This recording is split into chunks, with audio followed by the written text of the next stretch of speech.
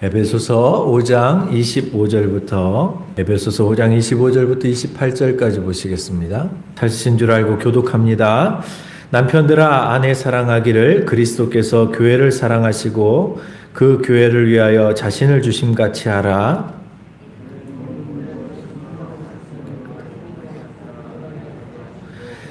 자기 앞에 영광스러운 교회로 세우사 티나 주름 잡힌 것이나 이러한 것들이 없이 거룩하고 흠이 없게 하려 하심이라.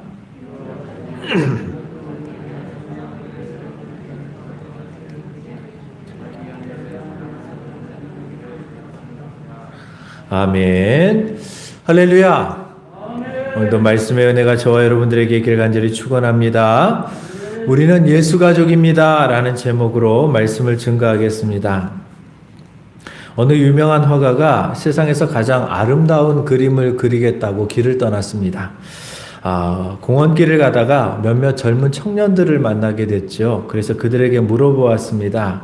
이 세상에서 가장 아름다운 것이 무엇인가요? 물어봤더니 젊은 청년들이 그렇게 얘기합니다. 미인이죠. 아름다운 여인입니다. 그래서 이 화가가 이제 아름다운 여인의 그림을 그렸습니다.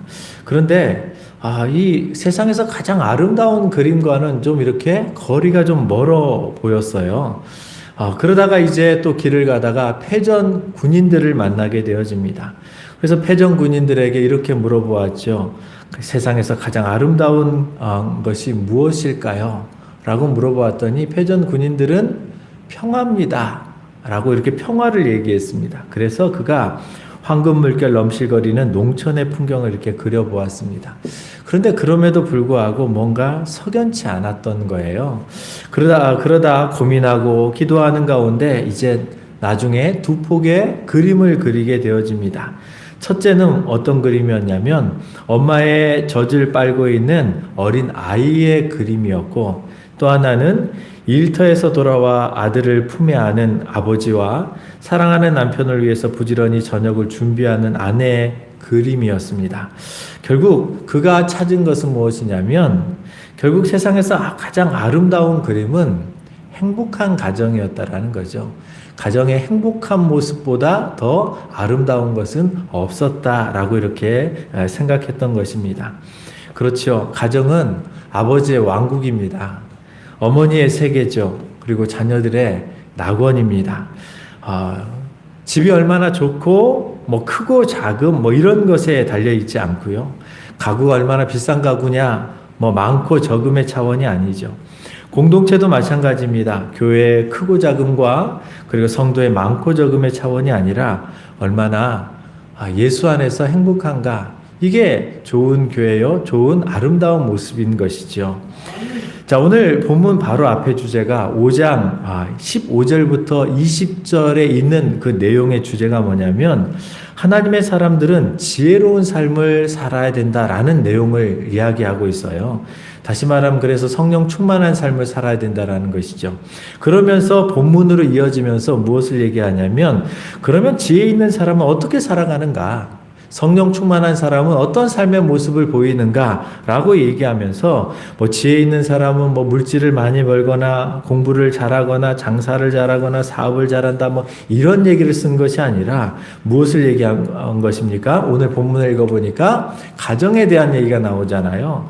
정말 지혜로운 사람은, 성령 충만한 사람은 행복한 가정을 만들어가고 행복한 공동체를 만들어가는 사람이 정말 지혜로운 사람이다 라고 이렇게 이야기를 하고 있는 것입니다. 그렇죠, 여러분. 이런 가정들, 하나님께서 만드신 이 가정은 큰 사람이 작아지고 작은 사람이 커지는 곳입니다. 여러분, 밖에 나가면 높은 자리에 있는 사람들, 귀한 사람들, 대통령, 장관의 대접을 받는 사람일지라도 집에 들어오면 어머니 다녀왔습니다 하고 인사하고 낮아집니다. 제가 아는 어느 사장님 한 분은 집에 들어오면 어린 손자의 말이 되어주세요. 밖에 나가면 사장님 하면서 많은 직원들에게 높임을 받고 그리고 많은 직원들의 어떤 많은 것들을 결정하는 그러신 분이신데 집에만 들어가면 이 손자의 말이 되어져 가지고 이 손자 녀석이 할아버지 사장님 할아버지의 뭐 등에 올라가 가지고 이랴 해가면서 그런데 그 말이 되어 주신단 말이죠. 사실 여러분 이것이 가정이죠.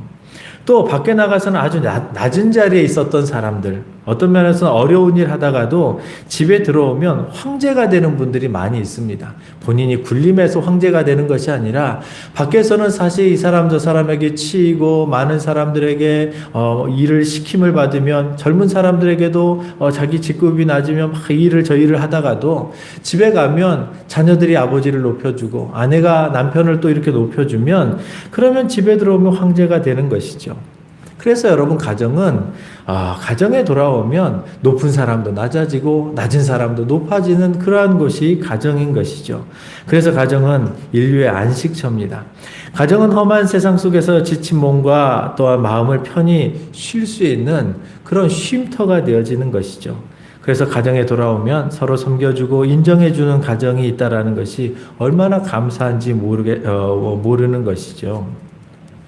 옛날 어느 농가에 명절을 준비하고 있는 어떤 그런 가정이 있었습니다. 명절을 막 준비하고 있는데 그때 이제 인절미를 이렇게 가족들이 모여서 이렇게 만들고 있는데 젊은 색시가 고무를 묻혀서 인절미를 사랑하는 남편 입에 쏙 넣어주고 이러고 있는 거예요. 그런데 저만큼 시아버지가 그것을 바라보고 있는데 아니 얼마나 맛있어 보이겠어요. 그런데 체면 때문에 그거 나 하나 먹자 하는 소리를 하지 못하고 나 좀 달라고도 얘기도 못하고 그냥 군침만 꿀꺽 삼키고 들어오는데, 삼키고 있는데, 때마침 이제 시어머니가 들어오는 거예요. 시어머니가 들어오자마자 제일 먼저 하는 얘기가 뭐였겠어요?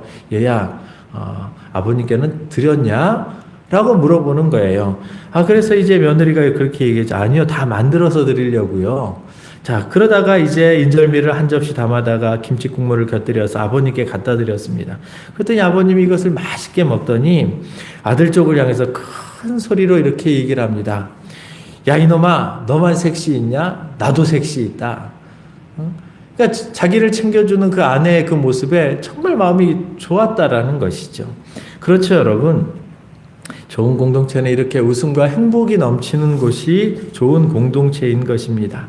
자, 그래서 여러분, 저와 여러분들은 함께 더불어 살아가는 데 있어서 여러분 가정도 이렇게 하나님께서 기뻐하시는 좋은 공동체를 만들어 가야 되지만 또 가정을 비유로 말씀하셨던 이 교회도 그러한 공동체를 만들어 가야 되는 것이죠. 자, 오늘 본문은 교회를 통해 가정을 설명합니다. 반대로 가정을 통해 또 교회를 설명해요. 왜 그럴까요? 하나님께서 이 땅에서 유일하게 만드신 공동체가 유이죠. 가정과 교회이기 때문에 그래요. 여러분, 교회 생활에서 가족의식이 얼마나 중요한지 우리에게 보여주고 있는 것이죠. 자, 이 땅에 많은 크고 작은 그런 공동체들이 있습니다. 그런데 하나님께서 직접 만드신 것은 가정과 교회밖에 없어요. 여러분, 요즘 잘 나가고 있는 삼성전자 하나님이 만드셨나요? 아니죠. 여러분, 구글, 페이스북 이런 아주 정말 애플 세계에서 어마어마한 돈을 벌고 있는 그런 사업장들 하나님이 만드셨나요? 아니요, 여러분. 사람이 만들었어요. 그런데 여러분, 가정은요, 하나님께서 만드셨습니다. 교회도 하나님께서 만드셨습니다. 오직 하나님께서 교회를 만드시고 가정을 만드셨는데 하나님께서 이 가정을 만들기 위해서 어떤 일을 행하셨습니까? 에덴 동산에서 아담의 옆구리가 터지고 갈비뼈가 뽑혀져 나오고 피가 흐른 다음에야 여러분 가정이 만들어졌습니다. 교회는요, 교회도 만들어지기 위하여서 예수 그리스도께서 골고다에서 예수님의 옆구리에 창이 찔리고 물과 피가 다 쏟아진 다음에야 이 교회가 만들어졌단 말이죠. 그래서 여러분, 피로 값주고 사신 교회라고 표현하잖아요.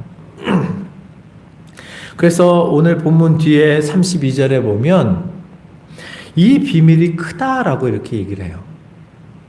이 신비가 크다라고 말씀을 하고 있는 것이죠.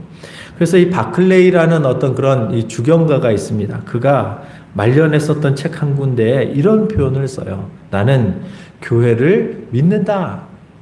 하나님께서 세우신 교회이기에 교회를 믿는다라고 얘기합니다. 사실 여러분 교회도 실수가 많고 막 그런데도 불구하고 그는 교회를 믿는다라고 표현을 했어요.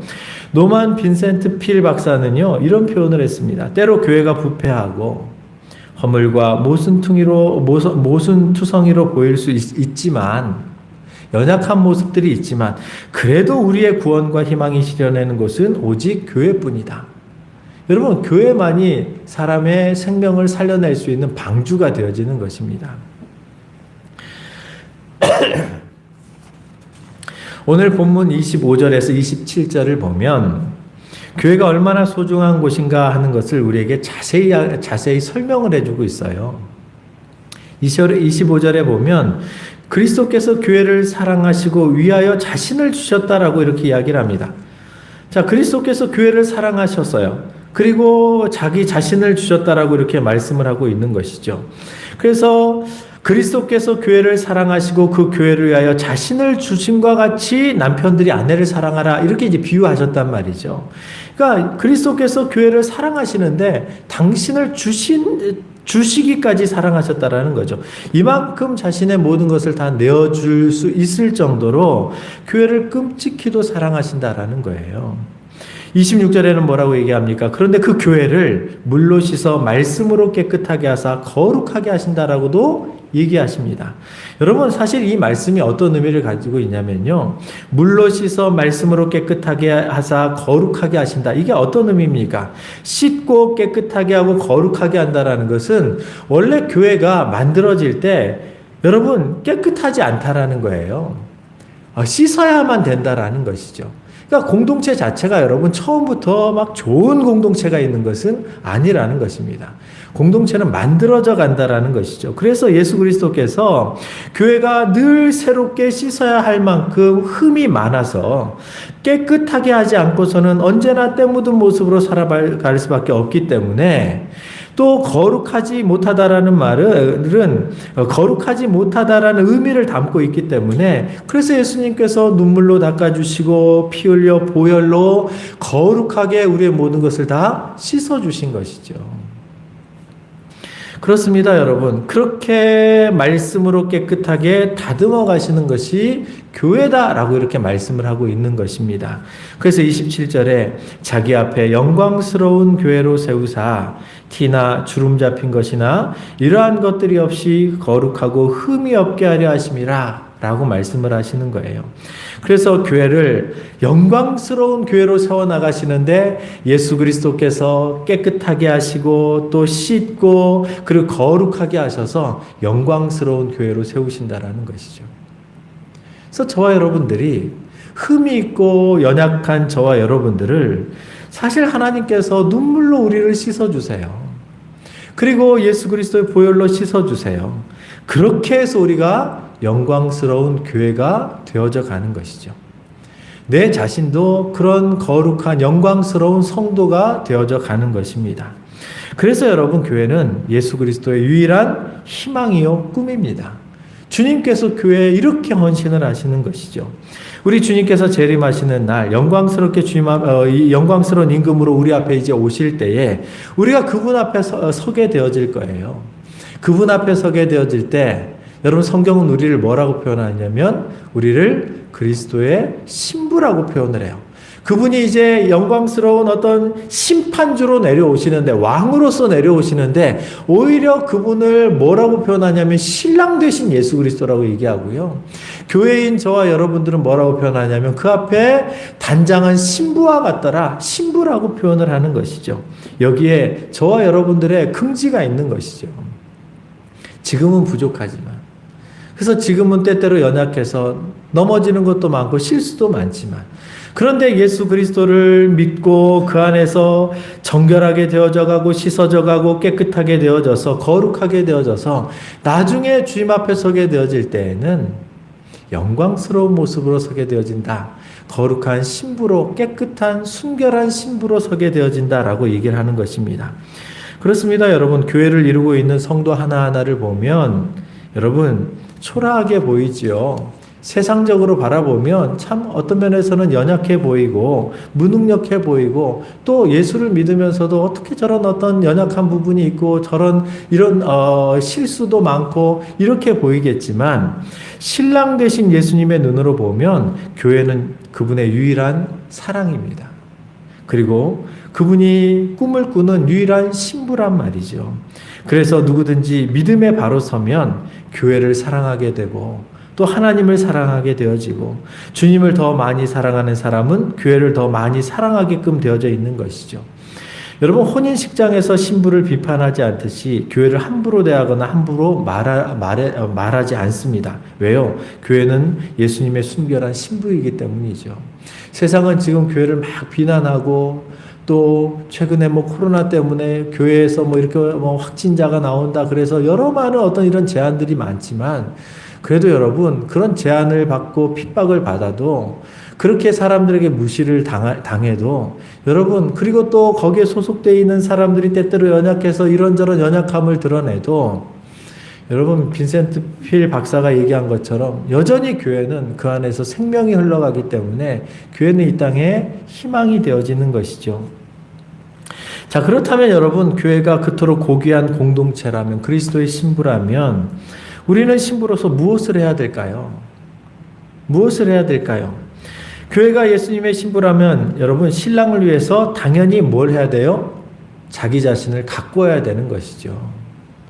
여러분 물론 신랑도 신부를 위해서 준비하고 가꿔야 되는 것이 있지만 또 특별히 이 전통적인 가치관을 보면 교회가 예수님의 신부된 자로서 예수님을 위해서 자기를 가꾸어 가야 한다라는 것입니다. 그렇죠, 여러분. 결혼식 날은요, 많은 사람들이 부부가 된 날이다라고 이렇게 생각을 합니다. 맞죠, 여러분? 그냥 보면 이제 서약을 하고 부부가 되기로 서약을 하고 공포를 하니까 부부가 된 날이다라고도 생각을 할 수 있죠.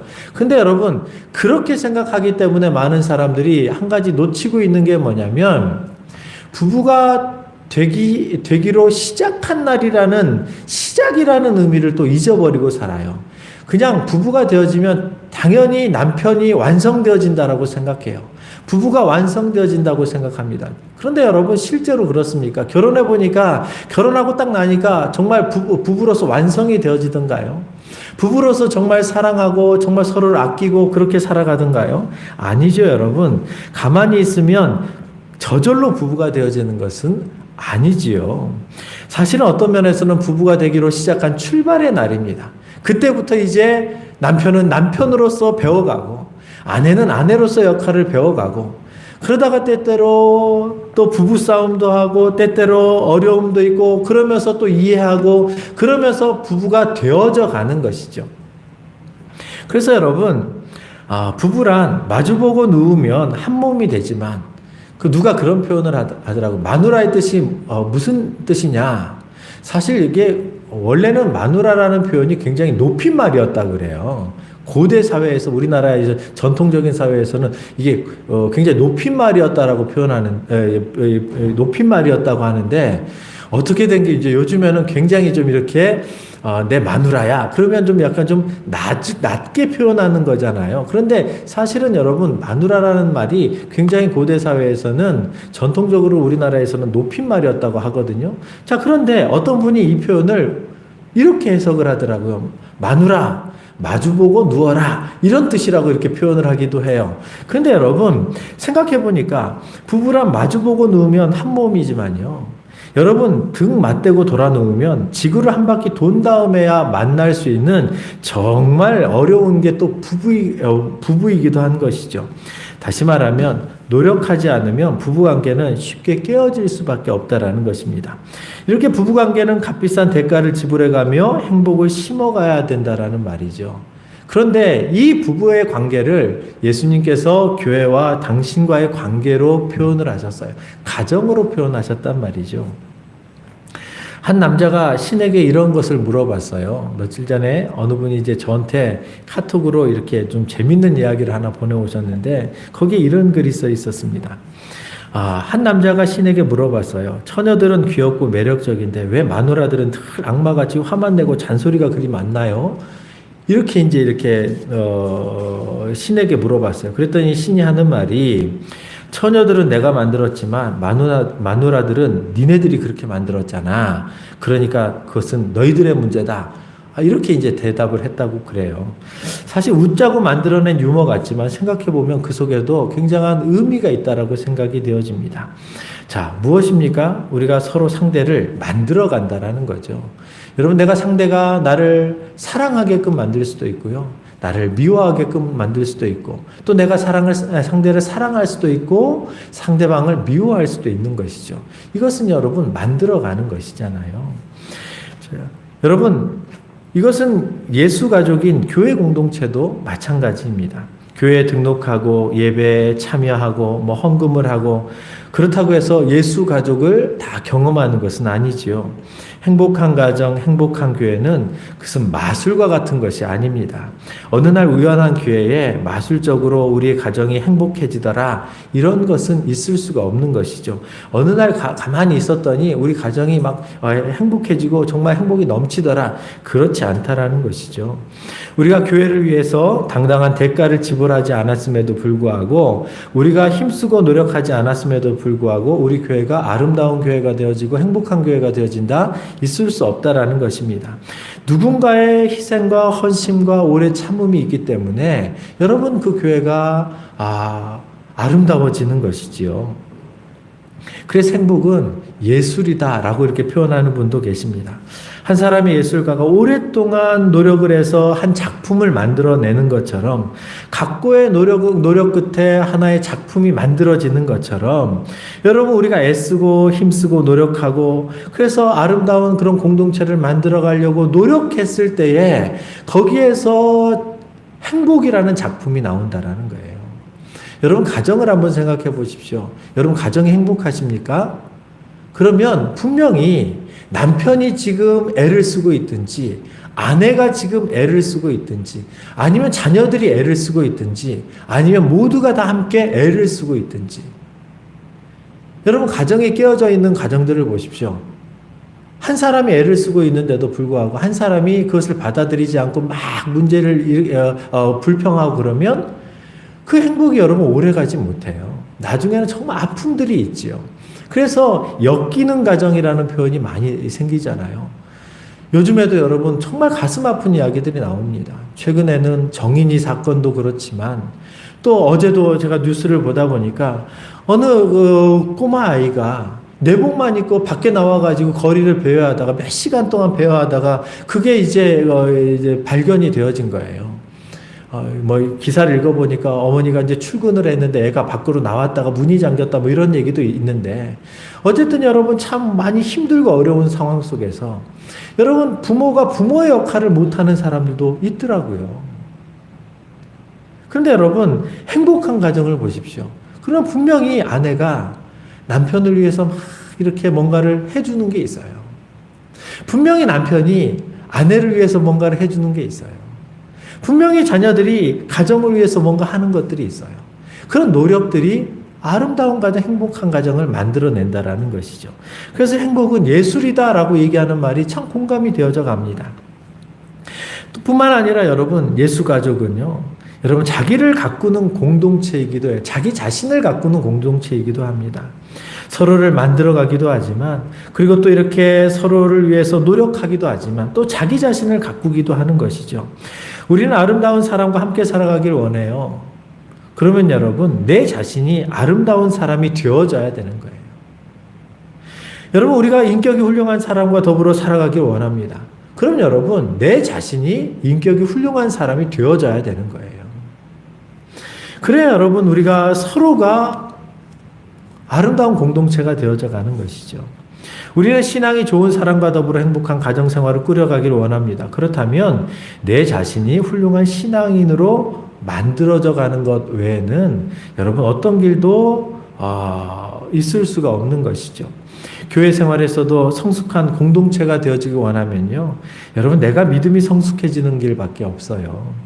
여러분, 우리 교회가 사랑으로 하나가 되는 공동체가 되어지길 위해서 이렇게 기도하고 표를 잡고 있지만, 이것을 위해서 가만히 있는다고 해서 되어지는 게 아닙니다.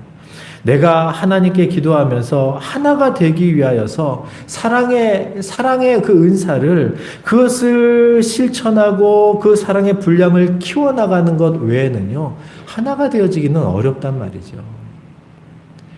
상대방이 하나가 되어지기 위해서 노력해야 된다. 그 생각 때문에 여러분 하나가 되어지지 않는 거죠. 남편이 노력해야 우리 가정이 화목해지지. 여러분 그렇게 얘기하지만 여러분 어떤 가정들은요, 남편이 그렇게 엉뚱한 문제를 일으킴에도 불구하고 아내가 그 모든 것들을 다 품어내고 자기가 오히려 모든 것들을 감싸 안아가지고 훌륭한 가정을 만들어가서 나중에 남편이 변화를 시켜나가는 그런 가정들도 있단 말이죠. 그런 가정들이 우리 주변에 얼마든지 있는 것이죠. 여러분 가족이 무엇입니까? 가족은 함께 살아가는 것이잖아요. 함께 나누는 것입니다. 아픔도 함께 나누고 행복도 함께 나누는 것이죠. 슬픔도 함께 나누고 기쁨도 함께 나누는 것이 가족입니다. 여러분 하나님께서 교회를 가족이라는 개념으로 계속 말씀하시는 이유가 하나님이 아버지시고 때때로 저와 여러분들이 예수 안에서 한 형제자매라고 얘기하는 것 계속 가족 개념으로 말씀하고 계시잖아요. 근데 여러분 실제로 교회는 이 가족 개념을 별로 인식하지 않고 살아가는 것 같아요. 그러다 보니 여러분 교회가 이 가족이라는 생각이 없어지니까 서로 아픔들이 많이 남게 되어지는 것이죠. 여러분 교회도 가족입니다. 만약에 우리 집에 큰 어려움이 생겼습니다. 슬픈 일이 생겼습니다. 그런데 여러분 아내가 슬픈 일이 생겼는데 내 남편 생각이 안 나고 옆집 남편이 생각나면 여러분 그건 이상한 가정인 거죠. 여러분 우리 집에 기쁜 일이 있고 행복한 일이 있는데 내 아내가 생각나지 않고 옛날 애인이 생각난다고 생각해 보세요. 그럼 여러분 그건 이상한 남편 아닌가요? 여러분 내가 슬프면 여러분 가장이 힘든 일을 겪고 어려움을 겪으면 아내와 자녀들이 그 아픔을 다 겪게 되어져요. 가족이니까요. 여러분 집안에 기쁜 일이 있으면 집안 전체가 다 함께 기쁨을 누리게 되어집니다. 이게 여러분 우리가 목표로 해나가야 되는 공동체의 모습인 것이죠. 여러분 내 자녀들이 외로워할 때 그 외로움을 나눠주지 않는 부모가 있다면 그건 여러분 부모의 역할을 못하고 있는 거죠. 그게 책망을 받아야 될 부모의 모습인 것이죠. 여러분 아버지가 너무 세상사에 외로워서 힘들어할 때 결국은 자녀들도 자기가 실수하지 않았어도 자녀들도 가족이기 때문에 함께 그 아픔을 누리게 되어집니다. 그 아픔을 나누게 되어집니다. 요즘 간혹 비투라는 표현들이 나와요. 아버지가 부모님이 빚을 졌는데 자녀가 성공을 했어요. 그런데 자식들이 그 빚을 갚지 않는다고 막 이제 유명인들 같은 경우에는 막 이렇게 비난을 받고 그래서 또 사회적인 어떤 그런 지탄을 받는 경우가 있습니다. 왜 그렇습니까? 가족이기 때문에 그렇죠. 가족이니까 네가 아버지의 어떤 그런 연약함도 이제 네가 성공했으니까 책임져야 되지 않느냐. 사실 여러분 그게 가족의 모습인 것이죠. 코로나가 한국 사회를 엉망으로 만든 것이 사실 다른 것에 있지 않습니다. 여러분 다른 데도 다 어려운데요. 교회만 어렵습니까? 다 어려워요. 그런데 여러분 교회에 특별히 코로나로 인하여서 교회가 지금 가장 큰 타격을 받는 게 뭐냐면 함께하는 시간을 없애고 있다는 거예요. 교회는요 함께 하면서 여러분 서로 돌아보는 거거든요.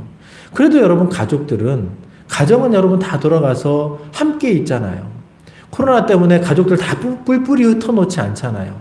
심지어는 여러분 5명 이상 이렇게 모이면 안 된다고 이렇게 얘기했는데 나중에 어떤 문제가 생깁니까? 가족 자체가 구성원이 5명 넘는 여러분 그 가족들은요.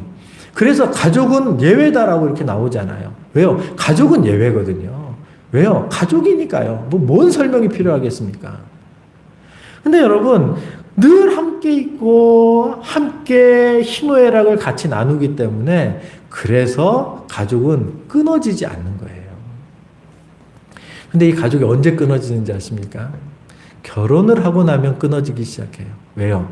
또 다른 가족을 만들어서 이제 이전 가족들과 교류하지 않으니까요.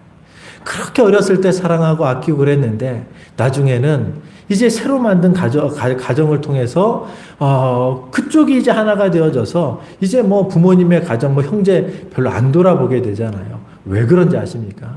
함께 있지 않기 때문이죠. 함께 희노애락을 나누지 않기 때문이죠. 그렇습니다, 여러분. 한동안 한국 사회에 여러분 기러기 아빠가 있었어요. 지금도 뭐 있는 분들도 계시는 것 같은데요. 여러분 그 가정이 상당수가 불행하게 끝이 났어요. 근데 왜 불행하게 끝났냐면요. 함께 있지 못했기 때문이죠. 여러분 정말 아버지들이 열심히 돈을 벌어서 자녀들 양육을 위해서 사실은 돈을 벌어서 돈을 보냈습니다. 근데 아이들이 아버지를 몰라요. 나중에 아내도 마음이 변해요. 남편은 죽으라고 해가지고 또 보냈는데 또 남편도 이제 아내가 멀리 있으니까 함께하지 못하니까 가족의 어떤 돈은 보내는데 마음이 점점 사그라들어 갑니다. 그래서 엉뚱한 데 눈을 돌리기 시작해요. 왜 그렇습니까, 여러분? 함께 있지 않기 때문이죠. 함께 시간을 나누고 공유하지 않기 때문에 그렇지요. 그렇습니다, 여러분. 함께 있는 것이 얼마나 중요한지 몰라요. 제가 아는 목사님 가운데 가정사역을 하는 목사님이 계세요. 그 목사님께서 이제 처음에, 지금은 가정사역을 하지만 처음에는 이분, 가정사역이요? 이분 처음 옛날 얘기 들어보면 그분은 결혼하고 그 2년 동안 평생 싸울 거 2년 동안 다 싸웠대요. 그러니까 서로 안 맞으니까. 그래서 그렇게 치열하게 싸우고 하루에도 2번, 3번 싸우지 않으면 절대로 잠을 잘 수가 없었다라는 거예요. 근데 나중에 이분이 가정사역을 하고 있더라고요. 어느 날 이제 이분이 이제 이 기독교 채널에 나와서, 방송에 나와서 이렇게 이제 이제 얘기를 하는 것을 이제 보게 되어졌는데, 그 목사님이 이런 얘기를 해요. 사회자가 물어봐요. 어떻게 이게, 당신은 이제 처음에는 그렇게 막 깨어진 가정이었는데 어떻게 그렇게 가정이 회복이 되어지고 가정사역이 가능하게 되어졌습니까? 했더니 이 목사님이 이제 씩 웃으시면서 이렇게 얘기를 하셨어요. 우리는 부부싸움을 하더라도 다른 이불을 절대 펴지 않았습니다. 신나게 싸움한 밤일수록 신나게 붙어 잤습니다. 여러분 이제 이제 회복이 되어졌으니까 이렇게 표현을 하죠. 근데 여러분 무슨 말입니까? 싸웠지만 그래도 각방 쓰지 않았다라는 거예요. 오히려 그냥 싸운 날일수록 더 그냥 붙어 잤다라는 거예요. 등을 맞대고 자든지 어쨌든 막 더 붙어 잤다라는 거예요. 그랬더니 우리 가정이 회복이 되어지더라고요. 이 사실은 여러분 여기에 굉장한 중요한 진리가 있는 거죠. 서로 떨어지면요, 서로 불편한 마음이 없어도 마음이 떨어지게 되어져 있습니다. 어떻게 하든지 함께할 시간을 가져야 되고, 부비고 살 시간을 가져야 되고, 우리가 함께할 수 있는 시간들을 만들어갈 수 있어야 되는 거죠. 부모 자식 간도 마찬가지입니다. 함께하는 시간을 많이 갖지 못하면요, 어느새 부자지간이라도 모녀지간이라도 멀어지고 말게 되어지는 것이죠. 여러분 우리 가운데 친한 사람들이 있습니다. 저도 주변에 이제 친한 사람이 있고 좀 덜 친한 사람들이 있는데요. 친한 사람은 왜 친해지나요? 이유는 간단합니다. 그분이 나에게 나를 더 사랑해서, 아니요, 여러분. 자주 만났기 때문에 그래요.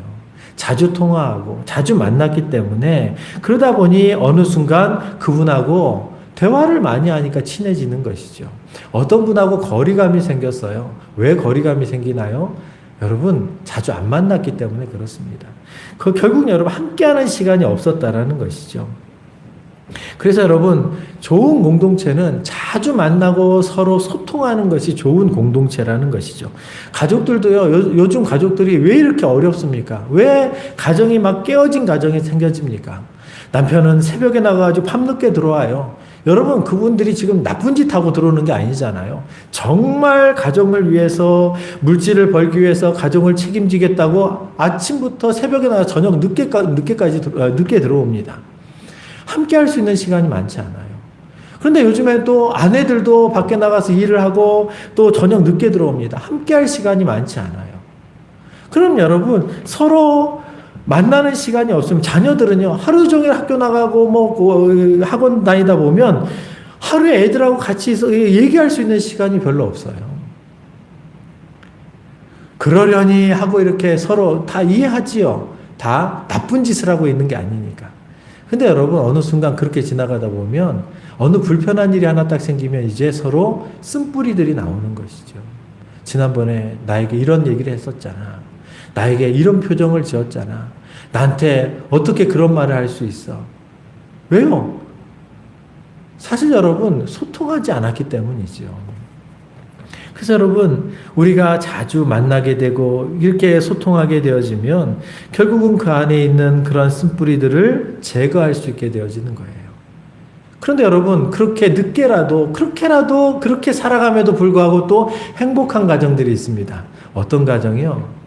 그 늦게 와도 아내는 남편에게 수고했다라고 얘기하고, 아내는 또 남편에게 또 수고했다고 얘기하고, 사실 다 가족을 위해서 헌신하고 있는 거잖아요. 그 알아주는 거죠.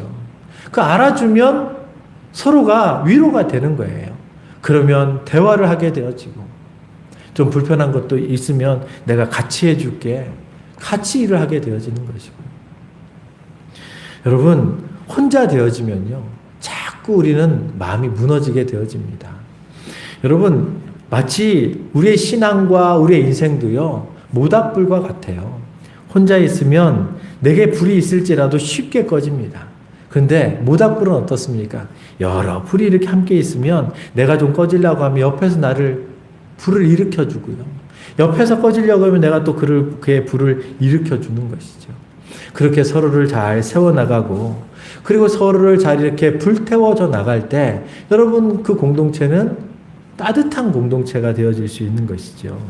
그렇습니다, 여러분. 저와 여러분들이 이 시대를 살아갈 때 우리가 예수 가족이라는 사실을 잊지 마십시오. 예수 그리스도께서 가정과 또 가족과 부부를 비견해서 교회를 설명하셨어요. 그리고 교회를 설명할 때 또 가족을 또 비유로 설명을 하셨어요. 무슨 말입니까? 교회는 예수 가족이라는 거예요. 하나님 안에서 한 가족이라는 거예요. 그래서 노력하고, 그래서 서로를 세워주기 위해서 수고하고 헌신해 나갈 때에 좋은 공동체를 만들어갈 수 있다라고 말씀을 하고 있는 것입니다. 그러므로 저와 여러분들이 우리가 한 가족임을 알고, 여러분 서로가 하나가 되기 위해서 수고하고 노력해 나갈 수 있기를 간절히 축원합니다. 기도하겠습니다. 거룩하신 아버지 하나님, 우리가 예수 가족입니다. 예수 안에서 한 가족입니다. 우리가 하나님을 기쁘시게 하는 것은 가족이기에 서로 화목하고 서로를 돌아보고 또 서로를 격려하고 서로를 위하는 것, 이것이 하나님이 가장 기뻐하시는 삶인 줄 압니다. 그러하기에 이것을 우리가 만들어가기 위해서 서로 부족한 부분이 있지만 우리가 서로를 세워주고 또 채워주고 만들어가지고 또 서로에게 또 더 잘하고, 그래서 하나님이 기뻐하시는 좋은 공동체를 만들어갈 수 있게 도와주시옵소서. 감사를 드리며 예수님의 이름으로 기도드리옵나이다. 아멘.